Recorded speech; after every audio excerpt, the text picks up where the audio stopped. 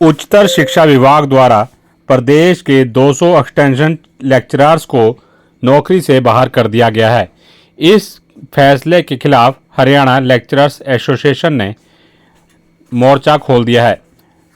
मंगलवार को पंचकुला में एक प्रेस वार्ता में एक्सटेंशन लेक्चरर एसोसिएशन के प्रधान ईश्वर सिंह ने बताया कि गैरकानूनी तरीके से उनके 200 एक्सटेंशन लेक्चरर्स को निकाला गया है। यह फैसला उच्चतर शिक्षा विभाग ने भेदभाव करते हुए अपनाया है। उन्होंने बताया कि 3 यूनिवर्सिटियों को यूसीजी द्वारा आगामी 5 वर्ष के लिए प्रतिबंधित किया गया है, लेकिन पिछले जो पास आउट विद्यार्थी हैं उनके लिए कोई आदेश नहीं है।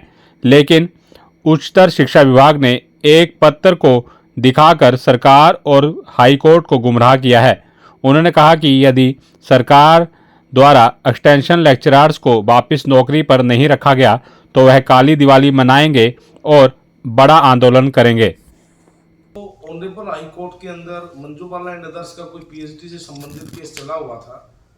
उसमें यूजीसी का एक पब्लिक नोटिफिकेशन जारी हुआ था 16 जनवरी को। उस यूजीसी के पब्लिक नोटिस को मिस इंटरप्रेट करके कोर्ट में पेश किया गया, जबकि यूजीसी अपने इस पब्लिक नोटिस के अंदर कहीं भी ये नहीं कह रही कि भाई पीछे जो स्कॉलर जिन्होंने उन यूनिवर्सिटीज से पीएचडी की है वो इनवैलिड है। डिस्क्रिमिनेशन हुआ है पीएचडी डिग्रीज को लेके, और 200 के लगभग extension lecturer even after security of service act जो हरियाणा सरकार ने पास किया 58 साल तक, उसके बाद 200 एक्सटेंशन लेक्चरर को हायर एजुकेशन डिपार्टमेंट के द्वारा ऑनरेबल हाई कोर्ट के अंदर गलत तथ्य पेश करके उनको सर्विस से बाहर किया है कि एक्सटेंशन लेक्चरर्स का हरियाणा के राजकीय महाविद्यालयों में अभूतपूर्व योगदान रहा है।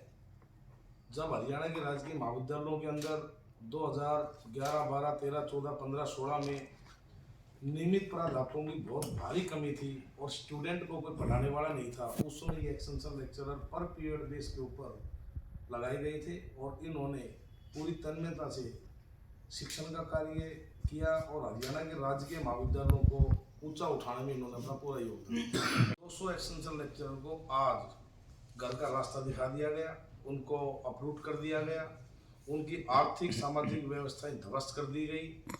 और सबसे बड़ा दुख तो ये है कि जो ऑनरेबल हाई कोर्ट के अंदर मंजू बाला एंड अदर्स का कोई पीएचडी से संबंधित केस चला हुआ था, उसमें यूजीसी का एक पब्लिक नोटिफिकेशन जारी हुआ था 16 जनवरी को। उस यूजीसी के पब्लिक नोटिस को मिस इंटरप्रेट करके कोर्ट में पेश किया गया, जबकि यूजीसी अपने इस पब्लिक नोटिस के अंदर कहीं भी ये नहीं कह रही कि भाई पीछे जो स्कॉलर जिन्होंने उन यूनिवर्सिटीज से पीएचडी की है वो इनवैलिड है। फ्यूचर के स्टूडेंट को प्रोहिबिट कर रही है।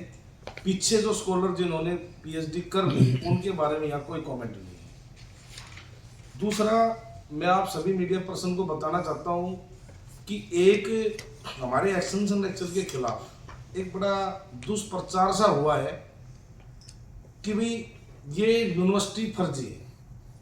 माननीय, मैं आपको बता देना चाहता हूँ, तीनों यूनिवर्सिटीज जिनका आजकल जिक्र चला हुआ है, चाहे वो सनराइज हो, ओपीजेस हो, चाहे वो आपकी सिंघानिया यूनिवर्सिटी हो, ये तीनों 1956 2F एक्ट के अनुसार स्टेट गवर्नमेंट ऑफ राजस्थान ने विधानसभा से एक्ट पास करके यूनिवर्सिटीज को मान्यता दी है। डिपार्टमेंट में लगे हुए हैं, एक्सपीएससी में लगे हुए हैं, एडिड कॉलेज में लगे हुए हैं, यूनिवर्सिटीज में लगे हुए हैं।